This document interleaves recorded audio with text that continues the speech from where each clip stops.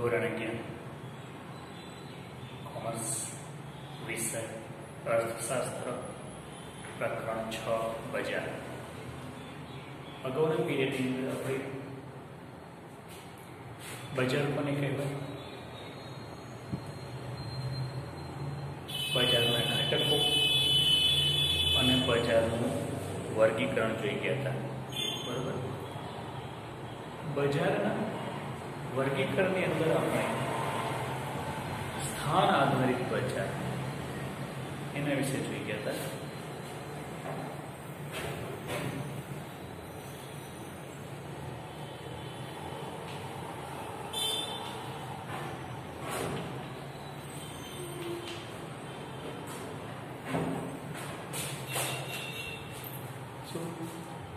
બજારના વર્ગીકરણમાં આપણે સ્થાન આધારિત બજારનું વર્ગીકરણ કેવી રીતે કરવામાં આવે છે, એટલે કે ભૌગોલિક વિસ્તારને આધારે બજારનું વર્ગીકરણ કરવામાં આવે છે.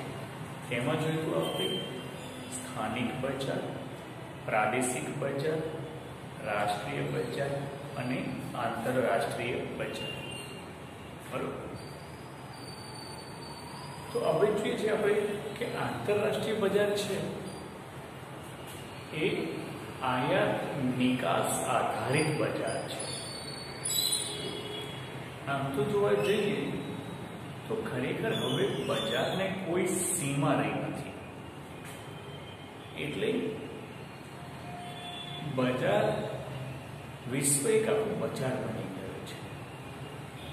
કોઈ પણ નાની અમથું વસ્તુ હોય ત્યારે ઇન્ટરનેટના માધ્યમથી, જ્યારથી ઇન્ટરનેટ અસ્તિત્વમાં આવ્યું છે ત્યારથી કચ્છના કોઈ પણ છેવાડાના એક ગામડાની અંદર જે ભરતકામનું કામ થતું હોય છે, શું કચ્છી ભરતકામ જે આખા વિશ્વની અંદર વખણાતું હોય છે, શું નાના અમથા એક ગામડામાં થતું કચ્છી ભરતકામનું કામ અમેરિકામાં પણ એ વસ્તુ મળી રહેતી હોય છે.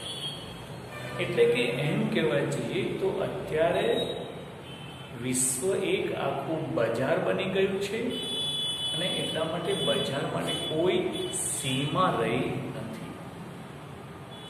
બસ તમારામાં આવડત હોવી જોઈએ. બરોબર. એ મુજબ તમે તમારી વસ્તુનું ખરીદ વેચાણ કરી શકો છો. આપણે ઓનલાઈન પર જોઈએ છે કે અત્યારે ઓનલાઈનની અંદર કેટલી બધી ઓનલાઈન વસ્તુઓ છે જે આપણે ભારતમાં બનતી નથી, છતાં પણ આપણે સરળતાથી આપણા ઘરે પહોંચી શકીએ છીએ, મળી શકે છે. એટલા માટે વિશ્વ એક બજાર બની ગયું છે. બરાબર. તો ત્યારબાદ બજારનું વર્ગીકરણ જથ્થા આધારિત બજાર. શું? જથ્થા આધારિત બજાર.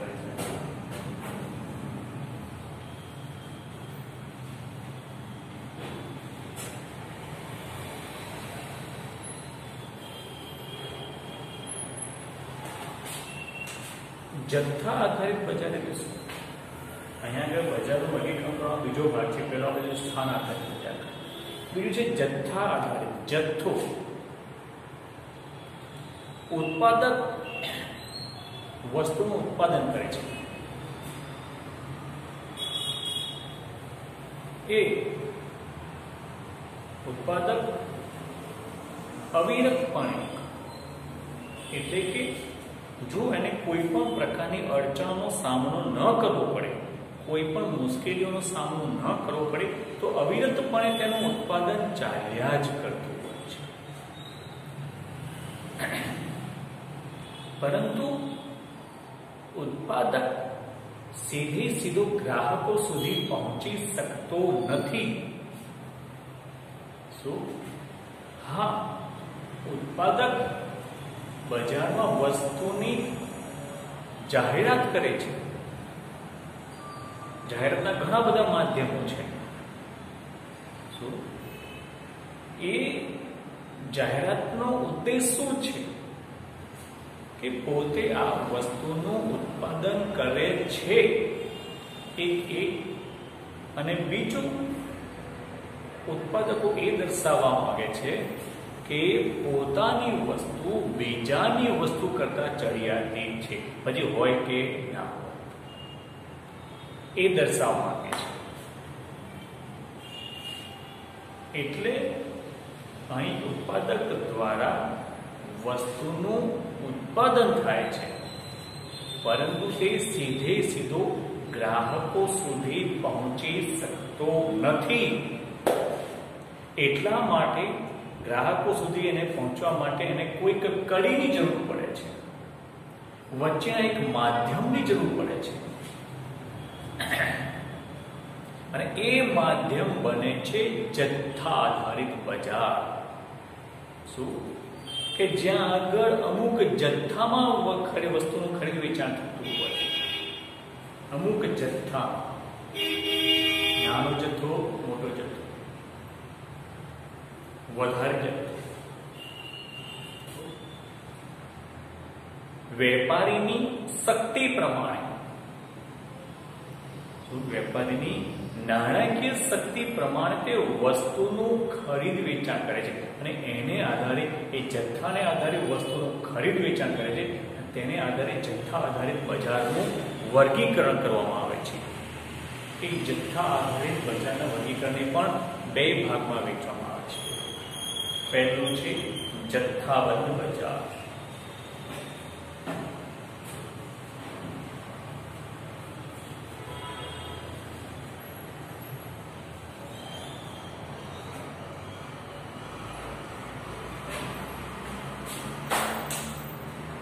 જથ્થાબંધ શું? કે જે બજારમાં વસ્તુનું ખરીદ વેચાણ મોટા પ્રમાણમાં થતું હોય તેને જથ્થાબંધ બજાર તરીકે ઓળખવામાં આવે છે. અહીં આગળ જથ્થાબંધ વેપારી છે, એ ઉત્પાદક પાસેથી સીધો માલ ખરીદે છે અને મોટા પ્રમાણમાં માલ ખરીદે છે, અને એટલા માટે તેને જથ્થાબંધ બજાર તરીકે ઓળખવામાં આવે છે. તમે કાલુપુર અનાજ બજારનું નામ સાંભળ્યું હશે, કાલુપુર ચોખા બજાર નામ સાંભળ્યું, તમે હોલસેલ માર્કેટ તમે નામ સાંભળ્યા હશે. આપણે કેટલીક દુકાનની ઉપર પણ લખ્યું હોય છે હોલસેલના વેપારી. હોલસેલ એટલે કે મોટા પ્રમાણમાં વસ્તુનું ખરીદ વેચાણ થાય. તો અહીં આગળ ઉત્પાદક પાસેથી આ વેપારી, જથ્થાબંધ વેપારી મોટા પ્રમાણમાં વસ્તુનું ખરીદ કરે છે અને તે સીધો ઉપભોક્તાને કે ગ્રાહકને પહોંચાડતો નથી, પરંતુ તે નાના વેપારીને વેચાણ કરે છે. એટલે કે ઉત્પાદક અને વિક્રેતાઓ, ની વચ્ચેની કડી બને છે જથ્થાબંધ વેપારી. જે છૂટક વેપારી કહીએ કે છૂટક વેપારી કેવા હોય છે કે સીધું ગ્રાહકોને તે વસ્તુનું વેચાણ કરે છે. તો અહીં જથ્થાબંધ વેપારી હોય છે અને ઉત્પાદક એ પણ વેપારી છે કે પેઢી છે, અને એ જથ્થાબંધ વેપારી છૂટક વેપારીને વસ્તુનું વેચાણ કરે છે. એટલે એક વેપારી પાસેથી માલ લઈને બીજા વેપારીને માલનું વેચાણ કરવા માટેની એક વચ્ચેની એક કડી બને છે, જેને આપણે જથ્થાબંધ વેપારી તરીકે ઓળખીએ છીએ. અહીં જથ્થાબંધ વેપારીને હાલની અંદર એજન્સીઓ પણ કહેવામાં આવે છે, કે અમુક એરિયા પૂરતી એ વસ્તુનું વેચાણ કરવાની તેમને સત્તા આપેલી હોય છે, જેને આપણે એજન્સી તરીકે ઓળખીએ છીએ. તો અહીં જથ્થાબંધ વેપારી એક ઉત્પાદક અને છૂટક વેપારી વચ્ચેની કડી બને છે. તે પણ એક વેપારી છે.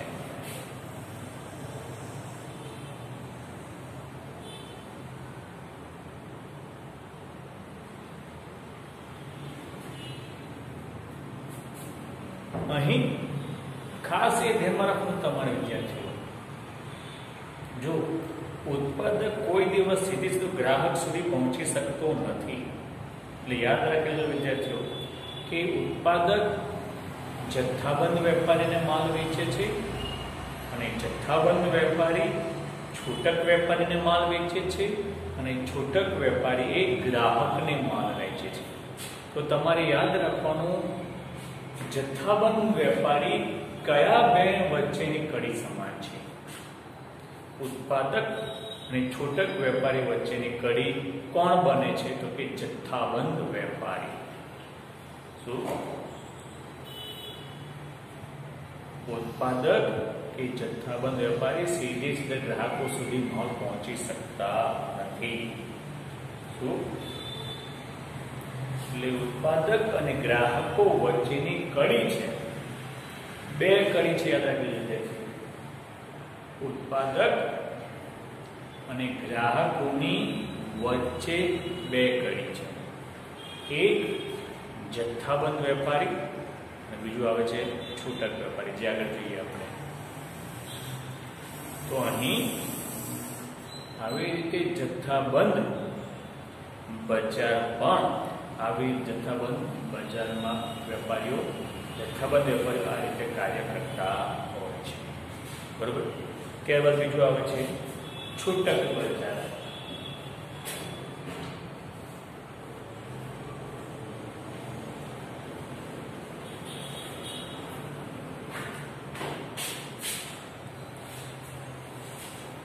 છૂટક બજાર, છૂટક વસ્તુ કહીએ આપણે. શું છૂટક બજાર તો શું બન્યું?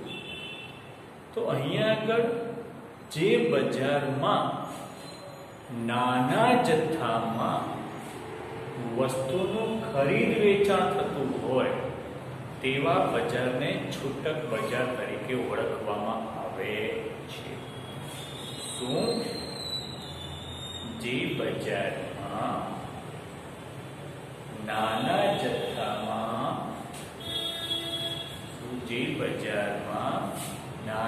જથ્થામાં વસ્તુનું ખરીદ વેચાણ થતું હોય તેને છૂટક બજાર તરીકે ઓળખવામાં આવે છે. તો અહીં છૂટક બજાર એટલે છૂટક વેપારી. એ છૂટક વેપારી જથ્થાબંધ વેપારી પાસેથી માલ ખરીદે છે અને ગ્રાહકને પહોંચાડે છે, એટલે ગ્રાહકને વેચે છે. ઉપભોક્તાને જે વસ્તુનો સીધો ઉપયોગ કરે છે, પોતાની જરૂરિયાત સંતોષવા માટે વાપરે છે. શું? એટલે કે એને એક વખત વસ્તુની ખરીદી કર્યા પછી ફરીથી એ વસ્તુનું વેચાણ કરવું પડે છે. એટલે કે છૂટક વેપારી એ પુનઃ વેચાણ કરવા માટે છૂટક વેપારી એ પુનઃ વેચાણ કરવા માટે વસ્તુની ખરીદી કરતો હોય છે. શું ખ્યાલ આવી વિદ્યાર્થીઓ? એ છૂટક વેપારી પોતાના માટે વસ્તુની ખરીદી કરતો નથી.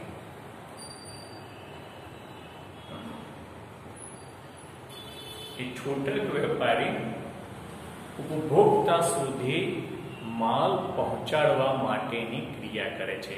એટલે કે છૂટક વેપારી એ જથ્થાબંધ વેપારી અને ગ્રાહકને જોડતી કડી છે. શું? જેવી રીતે જથ્થાબંધ વેપારી કોને જોડતી કડી છે? ઉત્પાદક અને છૂટક વેપારીને.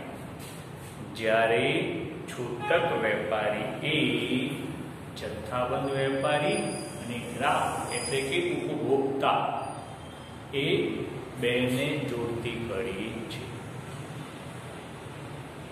ગ્રાહકને એ મોટા જથ્થામાં ખરીદી કરી શકતો નથી. એ પોતાની જરૂરિયાત અનુસાર વસ્તુની ખરીદી કરવા માંગે છે. તો એની જરૂરિયાત કેવી છે? ઓછી હોય છે. સીમિત જથ્થામાં વસ્તુની ખરીદી કરવા માંગે છે, એટલા માટે તે જથ્થાબંધ વેપારી પાસે વસ્તુ ખરીદવા નથી જઈ શકતો. તેમજ છૂટક વેપારી દ્વારા ગ્રાહકોને કેટલીક સગવડો આપવામાં આવે છે. એક પહેલું ઉધાર ખરીદી. શું ગ્રાહક છૂટક વેપારી પાસેથી ઉધાર ખરીદી કરી શકે છે, કારણ કે ગ્રાહકો છૂટક વેપારીને અને છૂટક વેપારી એ ગ્રાહકોને જાણતા હોય છે. આ બંને એકબીજાને જાણતા હોવાથી વસ્તુની ઉધાર ખરીદી. તમે જોયું હશે વિદ્યાર્થીઓ, કરિયાણાના વેપારી લગભગ વર્તમાન સમયની અંદર કરિયાણાના વેપારીઓ પોતાનો વેપાર વધારવા માટે ગ્રાહકોને ઉધાર વસ્તુનું વેચાણ કરતા હોય છે. 1 મહિના સુધી ખરીદી કરે, મહિનો પૂરો થાય એટલે તેની તે ચૂકવણી કરતા હોય છે.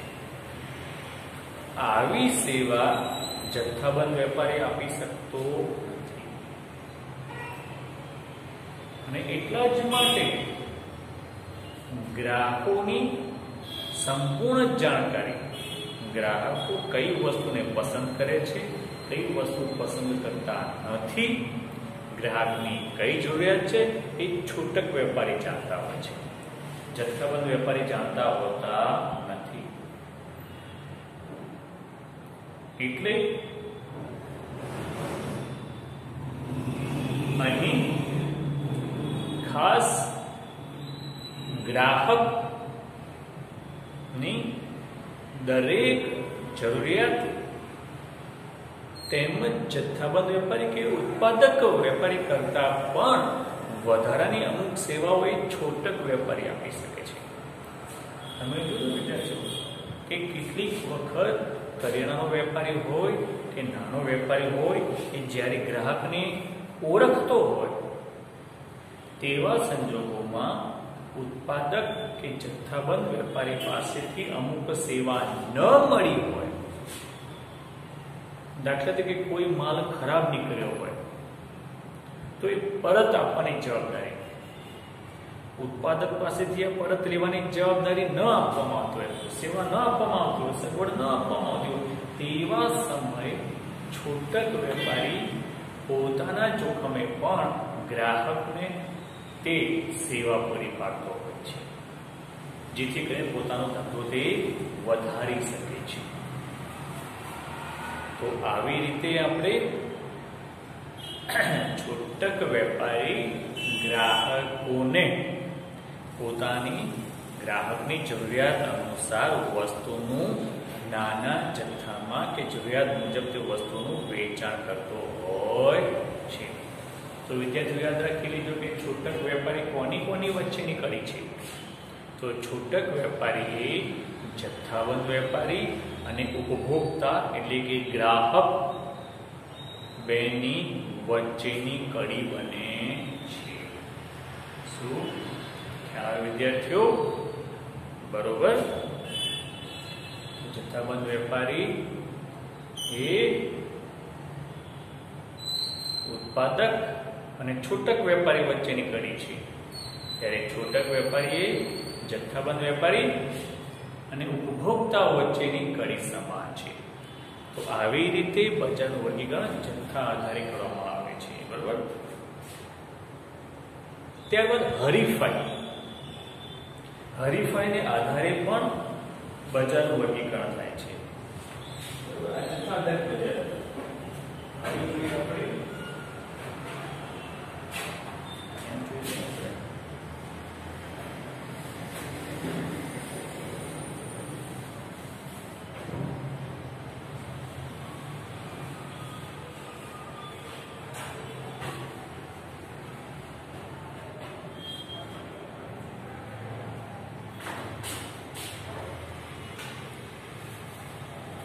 હરીફાઈ આધારિત બજાર.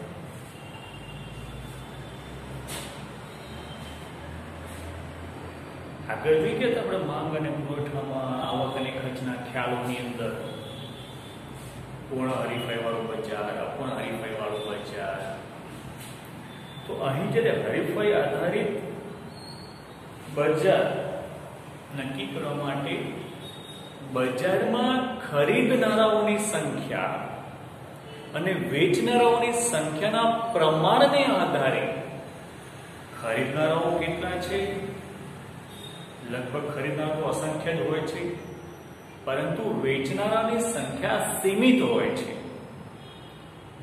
વેચનારનું પ્રમાણ, તો અહીં આ બજારની અંદર ખરીદનારની સંખ્યા વેચનારની સંખ્યાના પ્રમાણને આધારે જે બજારનું વર્ગીકરણ કરવામાં આવે છે તેને કહેવાય છે હરીફાઈ આધારિત બજાર. શું યાદ રાખજો વિદ્યાર્થીઓ? પહેલા સ્થાનિક બજાર, ભૌગોલિક વિસ્તારને આધારે બજારનું વર્ગીકરણ કરવામાં આવે છે. બીજું જથ્થાબંધ બજાર, તો જથ્થાને આધારે. હરીફાઈ વાળું બજાર શું? ખરીદનારની સંખ્યા અને વેચનારની સંખ્યાના પ્રમાણને આધારે જે બજારનું વર્ગીકરણ કરવામાં આવે તેને કહીએ છીએ આપણે હરીફાઈ આધારિત બજાર. ખ્યાલ આવ્યો વિદ્યાર્થીઓ? તો હરીફાઈ આધારિત બજાર. તો અહીં આગળ હરીફાઈ આધારિત બજારની અંદર આપણને ખબર છે કે કેટલાક બજારોની અંદર ઘણા બધા વેપારીઓ હોય છે જેને આપણે પૂર્ણ હરીફાઈ તરીકે ઓળખીએ છીએ. તો એ બજારનું વર્ગીકરણ જોઈ લઈએ આપણે કે હરીફાઈ આધારિત બજારનું વર્ગીકરણ કેવું હોય છે. બરોબર? તો બજારના હરીફાઈ આધારિત બજારના વર્ગીકરણને પણ બે ભાગમાં કરવામાં આવે છે. શું? હરીફાઈ આધારિત બજારના વર્ગીકરણને પૂર્ણ હરીફાઈ અને અપૂર્ણ હરીફાઈ.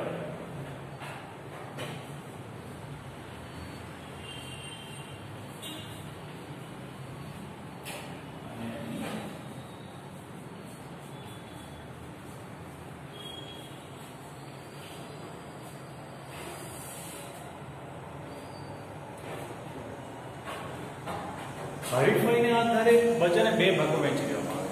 એક પૂર્ણ હરીફાઈ વાળું બજાર અને બીજું અપૂર્ણ હરીફાઈ વાળું બજાર. તો પૂર્ણ હરીફાઈમાં તો એક જ વસ્તુ છે કે પૂર્ણ હરીફાઈ અને સંપૂર્ણ હરીફાઈ. બીજી અપૂર્ણ હરીફાઈ વાળા બજારમાં કયા કયા ભાગ પડે છે એ જોઈએ આપણે કે ઇજારા વાળું બજાર.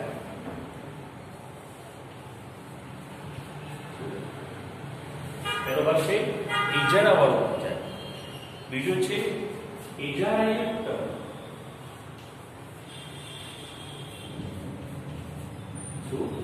ઇજારાયુક્ત હરીફાઈ વાળું બજાર અને ત્રીજું છે અલ્પ હસ્તક ઇજારા.